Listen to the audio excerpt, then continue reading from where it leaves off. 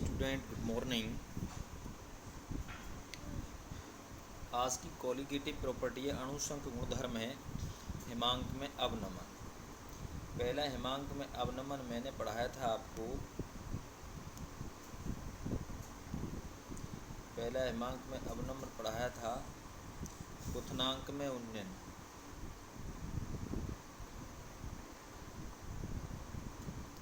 क्वथनांक में उन्नयन पढ़ाया था तथा एलिवेशन द बॉइलिंग पॉइंट। एक वाष्प में अवनमन पढ़ाया था मैंने।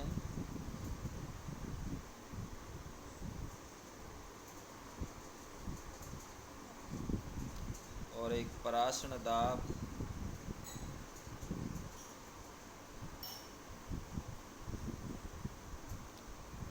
और बेटे चौथी कॉलिगेटिव प्रॉपर्टी आज पढ़ा रहा हूँ मैं आपको हिमांक में अवनमन। सबसे पहले हमें ये पता होना चाहिए कि हिमांक किसे कहते हैं। हिमांक किसे कहते हैं? क्वथनांक तो मैंने बताया था कि वह ताप जिस ताप पर किसी भी विलयन का द्रव का वाष्प दाब 1 वायुमंडल दाब के बराबर हो जाता है, उसे हम उस द्रव का क्वथनांक कहते हैं। उस ताप पर वो बनना स्टार्ट हो जाता है। अब है बेटे हिमांक। हिमांक क्या है? वह ताप जिस पर किसी द्रव व ठोस दोनों की प्रवस्थाएं में वाष्प दाब समान हो जाए, वह ताप उस द्रव का हिमांक कहलाता है, फ्रीजिंग पॉइंट कहलाता है। जैसे पानी कितने पर जमता है? 0 डिग्री सेल्सियस या 273 केल्विन पर जमता है। तो यह वह ताप है। इस ताप पर देखिए यहाँ क्या था बेटे? द्रव था और द्रव से क्या बना? ये ठोस बन गई, आइस बन गई। क्या बन गई? आइस बन गई, बर्फ बन गई। तो इसमें क्या है कि दोनों में इक्विलिब्रियम अवस्था तो है ही, कि वह ताप जिस पर द्रव अवस्था, इसका वाष्प दाब और इसका वाष्प दाब, बर्फ अवस्था में वाष्प दाब दोनों कैसे हो जाए? बराबर हो जाएं, वह ताप क्या कहलाएगा? हिमांक कहलाएगा। यह वह ताप है जिस ताप पर द्रव अवस्था में और उसकी ठोस अवस्था में के वाष्प दाब बराबर हो जाते हैं, उस ताप को हम हिमांक कहते हैं, उसका फ्रीजिंग पॉइंट कहते हैं। नेक्स्ट है, आप ये कहेंगे मैंने वहाँ बताया था पीछे क्वथनांक में कि जब किसी विलायक, शुद्ध विलायक में ठोस मिला दिया जाता है तो उसका बॉइलिंग पॉइंट बढ़ जाता है, उसका क्वथनांक बढ़ जाता है। लेकिन यहाँ क्या है कि जब किसी शुद्ध विलायक में ठोस मिला दिया जाता है तो उसका फ्रीजिंग पॉइंट, हिमांक, कम हो जाता है। क्यों हो जाता है बेटा कम? ये देखिए, ये शुद्ध विलायक था, ये क्या है? शुद्ध विलायक। अब इस शुद्ध विलायक कितने पर जमेगा बेटा? शुद्ध विलायक ये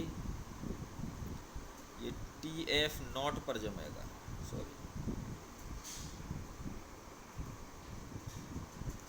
ये कितने पर जमेगा बेटे? सॉरी,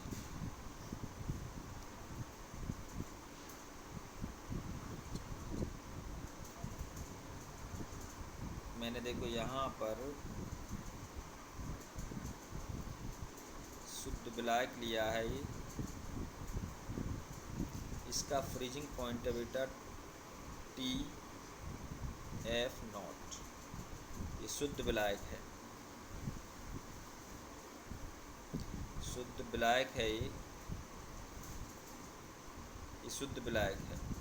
और जब मैंने इसमें ठोस घोल दिया, वाष्पिल क्या घोल दिया बेटे? ठोस घोल दिया इसके अंदर,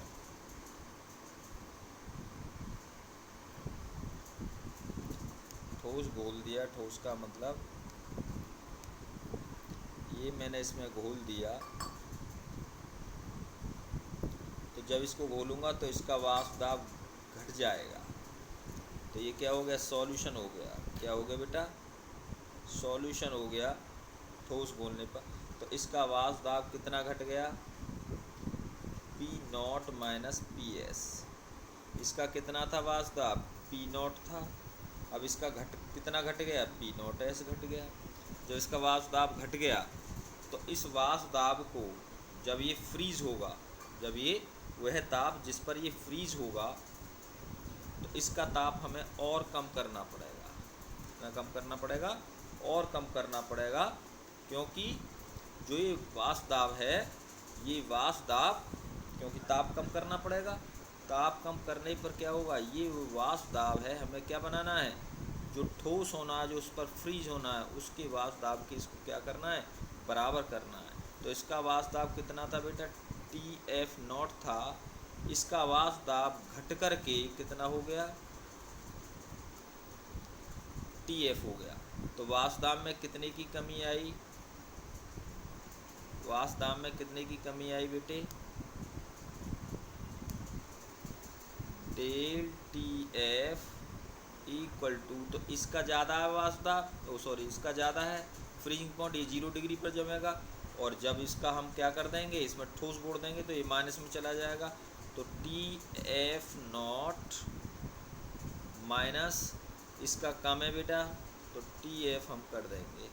ऐसे करके इसके वाष्प दाब में इसके फ्रीजिंग पॉइंट में, हिमांक में डेल TF की कमी आएगी, इतना टेम्परेचर इसका कम हो जाएगा।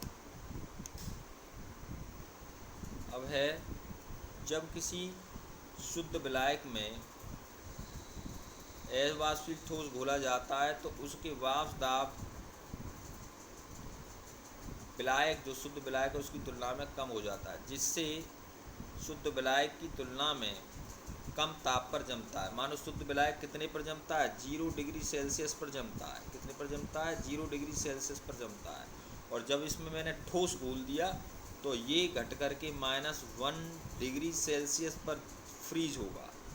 क्यों होगा, क्योंकि उसका वाष्प दाब पर कम हो गया, और वाष्प दाब कम हो गया तो वह ताप जिस पर हम क्या करना है, ठोस का वाष्प दाब और उस शुद्ध द्रव का जो वाष्प दाब है वो क्या होने चाहिए, बराबर हो जाने चाहिए। एक ही द्रव का, उसी द्रव का ठोस अवस्था में और उसी द्रव का द्रव अवस्था में वाष्प दाब कैसे हो, तो उस ताप पर क्या होगा, वो मतलब लिक्विड है वो फ्रीज होना स्टार्ट हो जाएगा।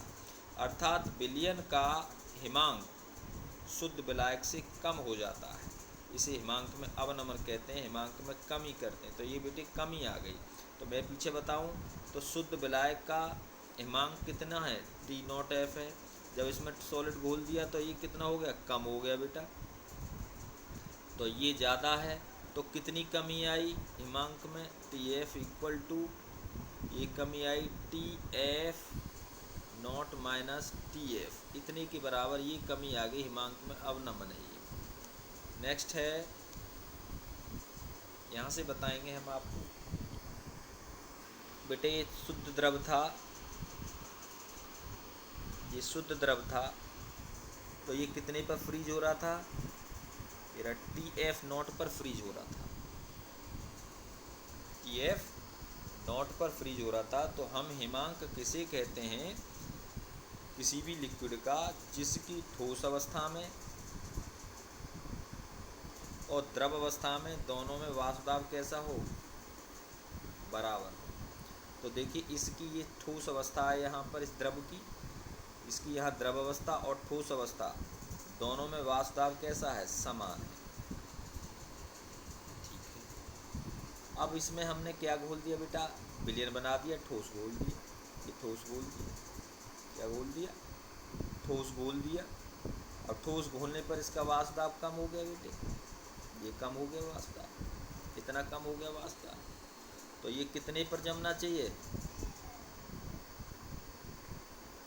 अब इसको मैंने किधर कर दिया, यहाँ तक बढ़ा दिया। अब इसने इसको यहाँ पर काट दिया, तो इस पॉइंट पर वाष्प दाब गिर गया ना, इस पॉइंट पर ये क्या होगा, फ्रीज होगा ये विलयन, इस पॉइंट पर फ्रीज होगा, क्योंकि इस पॉइंट पर इस विलयन में ठोस अवस्था में और द्रव अवस्था में, इस विलयन की ठोस अवस्था द्रव अवस्था में वाष्प दाब कैसा है, दोनों कंडीशन में सेम है। तो ये कितने पर फ्रीज होगा, TF पर फ्रीज होगा। तो देखो ये ज़्यादा है ये कम है, तो कितना कितना कम हुआ हमारा, TF नॉट, इसे में से घटा देंगे TF, इतना ताप कम हो गया डेल TF, इतना ताप हमारा इसमें कम हो गया डेल TF। ताप में हिमांक में कमी, प्योर कितने पर जमता है, TF पर जमता है, और जब उसमें ठोस मिलाती है तो वो कम पर जमेगा, क्योंकि वाष्प दाब में क्या आ गई, देखो ये सॉल्यूशन है, वाष्प दाब में क्या आ गई, कमी आ गई, ठीक है, ये कमी आ गई। तो अब कमी आएगी जब वाष्प दाब में, तो ये क्या होगा, टेम्परेचर भी क्या करना पड़ेगा, हमें कम करना पड़ेगा इस केस में। नेक्स्ट है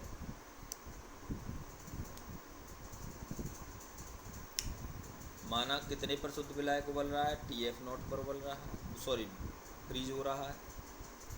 अब जब इसमें हमने एवास्फीट ठोस घोल दिया तो वो कितने पर जमेगा, TF पर घूमेगा, तो कमी कितने के बराबर होगी, इतने के बराबर होगी। तो डेल TF हिमांक में अवनमन है, इतने में कमी हुई, तो TF माइनस T इतने में कमी होगी, ठीक है। तो अब हिमांक में अवनमन TF इक्वल टू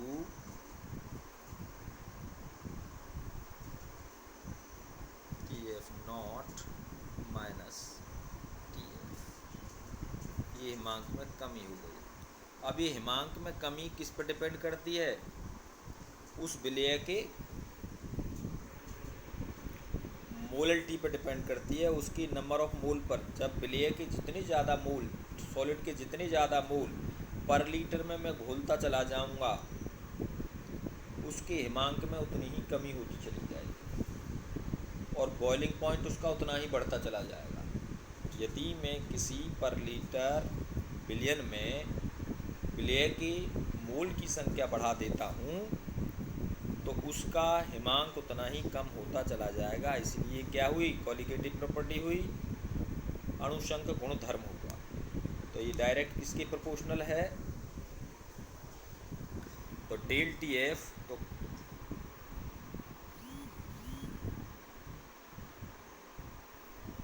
तो क्वथनांक के समान ही, जैसे मैंने क्वथनांक में आपको बताया था, क्वथनांक के समान ही तनु विन्यास रश्मि में हिमांक में जो अवनमन है ये भी मोललता के समानुपाती होता है।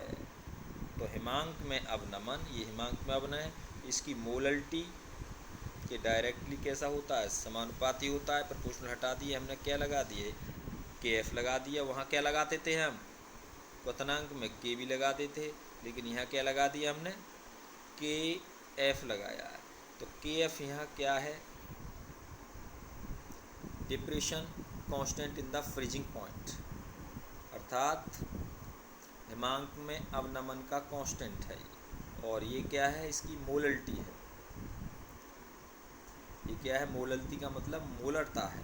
तो मोलरता का फार्मूला क्या है, मोलरता इक्वल टू, देखिए विलय घोला, विलय का मोलर मास M2, सॉरी देखो मोलल्टी इक्वल टू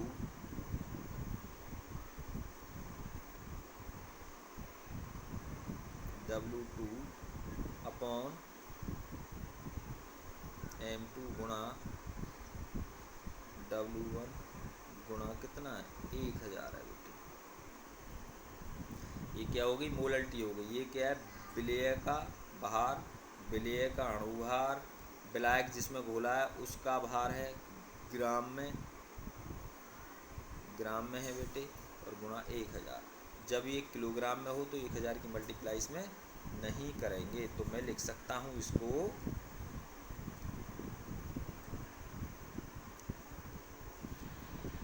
डेल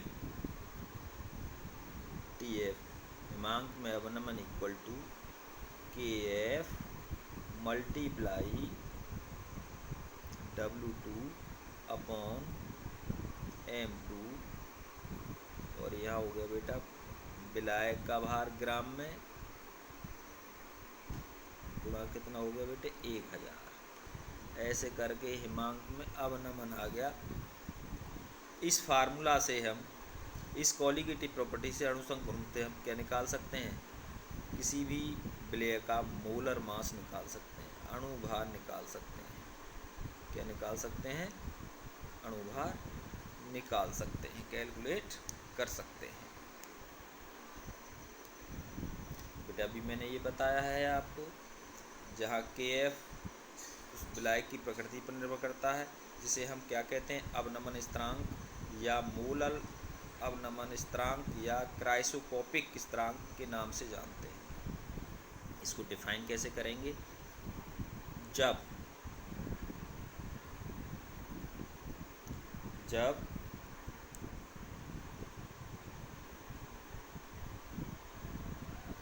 विलेय का 1 मोल विलायक के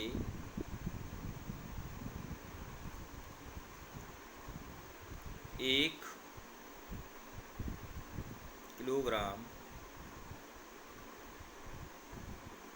में घुला होता है तो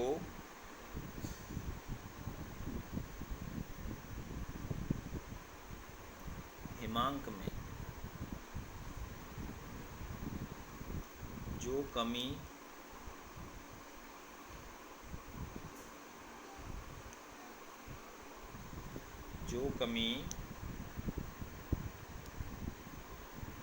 होती है उसे KF कहते हैं।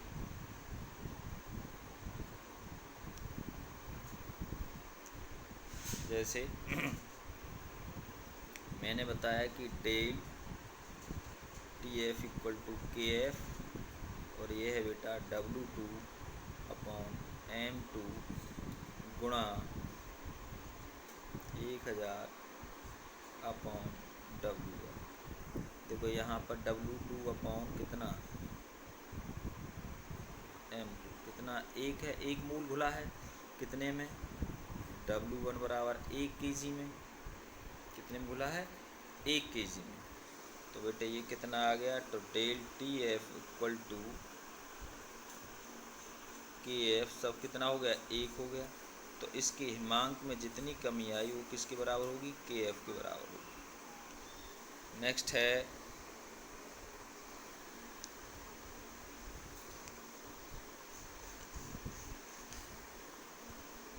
बेटे मोलरिटी का फार्मूला बता चुका हूँ। यदि W ग्राम विलेय जिसका मोलर मास M2 है, W बनाम विलायक का भार है ग्राम में, TF इतने की कमी आई, तो मैं बता चुका हूँ कि मोलरिटा equal to W2 upon M2 गुणा W1 ग्राम में है बेटे गुणा 1000। ये मोलरिटा का फार्मूला हो गया। ठीक है, अब आगे बढ़ते हैं। ये मैं बता चुका हूँ आपको ये वाला कि डेल TF इक्वल टू अवनमन, हिमांक में अवनमन इक्वल टू KF गुणा W2 अपॉन M2 गुणा 1000 गुणा W1 क्या है, विलायक का भार है ग्राम के। तो इस वाले फॉर्मूले से हम किसी भी नॉन वोलेटाइल सॉलिड का क्या निकाल सकते हैं, अणुभार निकाल सकते हैं। देखो एग्जाम्पल इसका बेटे,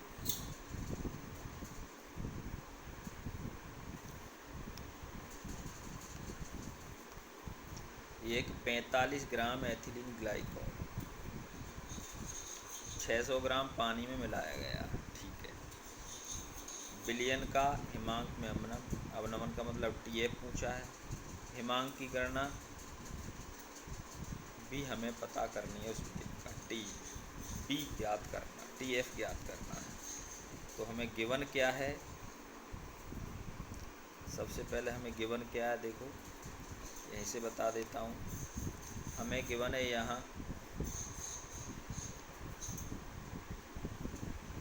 यहाँ से हमें गिवन है, देखो W2 गिवन है। W2 कितना है एथिलीन का, 45 ग्राम दे रखा। ये बिलेय है सॉरी। और M2 इसका मोलर मास कितना है, एथिलीन ग्लाइकोल का, देखो यहाँ से C2H6O2 है, इससे हम निकाल देंगे। C2 का कितना है, 12 होता है, 12 दूनी 24 हो गया बेटा ये, ठीक है। और H का 1 होता है, 6 हो गया बेटा ये, 6 है। और इसका 16 होता है, इसलिए कितना हो गया, 32 हो गया। तो टोटल कितना हो गया इसका, 62 हो गया। ये कितना हो गया, 62 हो गया। तो M2 कितना हो गया, 62 हो गया बेटा, ठीक है। M2 हमारे पास आ गया। अब क्या है, अब देखते हैं हम पानी। अब W1 कितने ग्राम है, 5, जिसमें ये घुला है 600 ग्राम, 600 ग्राम।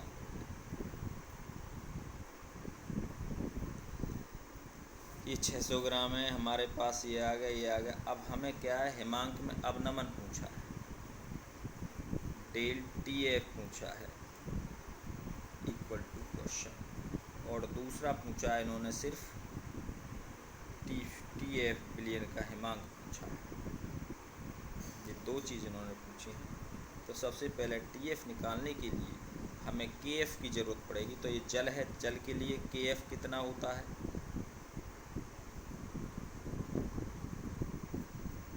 जल के लिए KF, तो हमें निकालना पड़ेगा।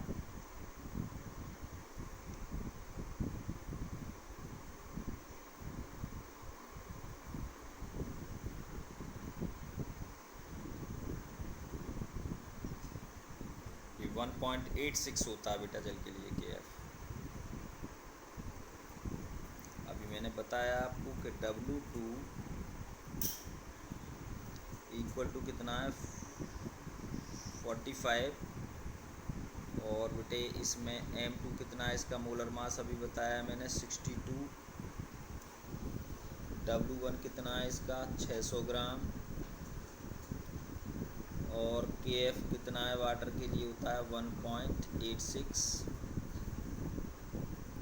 और पूछा क्या है इन्होंने, डेल TF पूछा है, हिमांक में अवनमन। और बिलियन कितने पर फ्रीज होगा, ये पूछा है। ये 2 चीज़ पूछी है इन्होंने।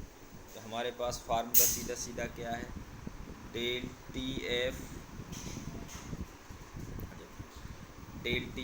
KF multiply W2 upon M2 multiply 1000 upon कितना है W1। तो बेटे KF की वैल्यू इसमें रख देंगे हम 1.86 मल्टीप्लाई W2 कितना है 45 है, गुणा 1000 है।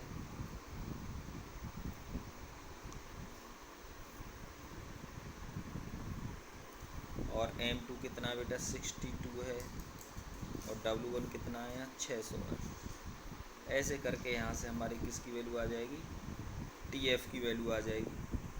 TF की वैल्यू इसको हम कैलकुलेट कर देंगे, तो यहाँ से किसकी वैल्यू आ जाएगी, TF की वैल्यू आ जाएगी। जब TF की वैल्यू हमारे पास आ जाएगी कैलकुलेट करके, तो ये बेटे आई हमारे पास कैलकुलेट करके TF की वैल्यू 2.2 की 2. देखो वहाँ से पीछे मैंने बताया कि TF कितना आ गया कैलकुलेट करके 2.2 केल्विन, उसको सॉल्व करके। अब क्या निकालना है हमें, फ्रीजिंग पॉइंट निकालना है सॉल्यूशन का। तो हम जानते हैं कितनी वैल्यू आई है किसकी, डेल TF आया है 2.2। अब फ्रीजिंग पॉइंट हम जानते हैं कि del TF equal to TF naught minus TF। ये सॉल्यूशन का है, ये ये सॉल्यूशन का है और ये शुद्ध विलायक का है। अब ये कितनी आई है बेटे 2.2 केल्विन। तो पानी कितने पर जमता है 0 डिग्री सेल्सियस पर जमता है। कितने पर जमता है 0 डिग्री सेल्सियस पर जमता है। और 0 डिग्री को हमने 273 केल्विन में जोड़ दें तो केल्विन में करने पर वैल्यू आई 273। कितनी आई 273। तो बेटे यहाँ पे हम लिख देंगे 273 प्योर शुद्ध पानी का है। अब हमें क्या निकालना है TF निकालना है, इस सॉल्यूशन का है। तो यहाँ से करने के बाद TF को मैं इधर ले जाऊँ तो TF इक्वल टू ये यहाँ से यहाँ आ जाएगा TF की जगह 273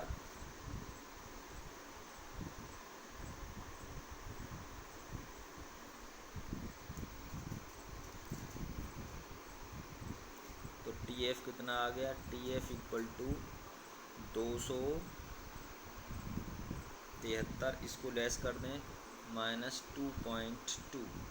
तो बेटा ये वैल्यू आ गई जब मैंने इसमें से इसको लेस किया 8 आया, पॉइंट से 0 बढ़ा के। यहाँ कितना बचा 2 बचा, 2 में से 2 कैंसिल कर दो कितना आया 0 आया। यहाँ 7 बचा, यहाँ कितना बचा 270 केल्विन। इतने पर बेटा ये फ्रीज होगा सॉल्यूशन। तो एक आंसर आपका ये हो गया और एक आंसर आपका ये हो गया, ये 2 आंसर हो गए। नेक्स्ट है नेक्स्ट क्वेश्चन। एक विद्युत अपघट जानते जैसे NaCl है, पानी में घोलने पर या घोलने पर अपने आयन में डिवाइड हो जाता है, विशोषित हो जाता है, आयनाइज हो जाता है। 1 ग्राम को 50 ग्राम चीनी में घोल दिया,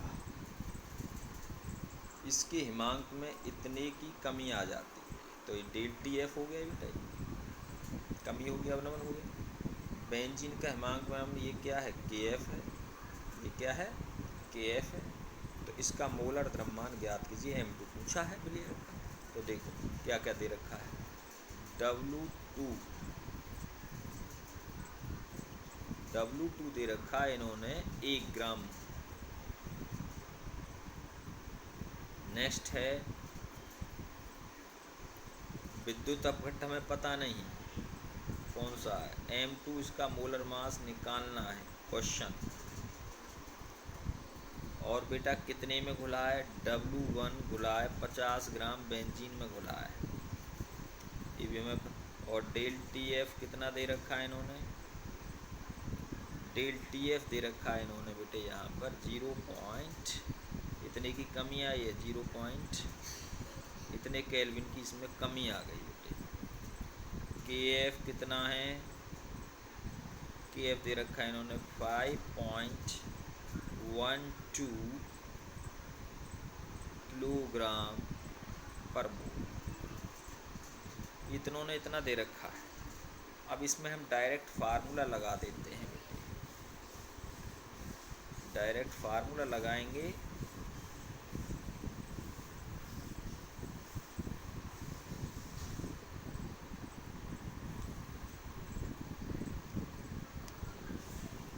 तो हमारे पास डायरेक्ट फार्मूला है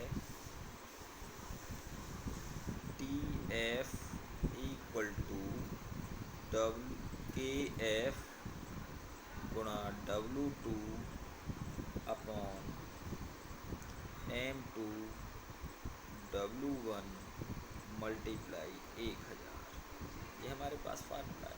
TF कितना दे रखा है इन्होंने, TF दे रखा है, TF दे रखा है 0.45 इक्वल टू KF कितना दे रखा है 5.12 ये दे रखा है। W2 कितना दे रखा है 1 गुणा 1000 अपॉन M2 पता नहीं, और W1 कितना दे रखा है 50 ग्राम। देखो इसको हम जब सॉल्व करेंगे तो 50 दूनी 100 तो 20 तो बेटे ये आ गया। तो मैंने इसमें मल्टीप्लाई की तो M2 इक्वल टू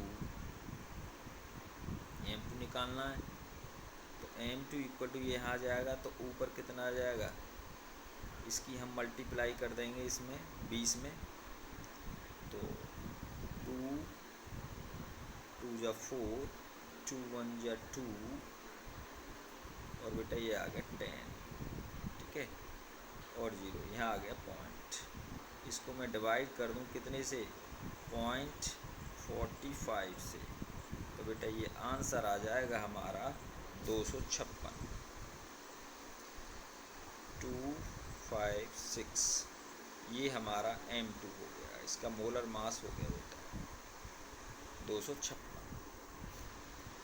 ऐसे आपको कैलकुलेट करना है। आज ये चैप्टर फिनिश होता है बेटे, थैंक्स। कल से मैं आपको स्टार्ट करूँगा इलेक्ट्रोकेमिस्ट्री। क्या स्टार्ट करनी है, इलेक्ट्रोकेमिस्ट्री।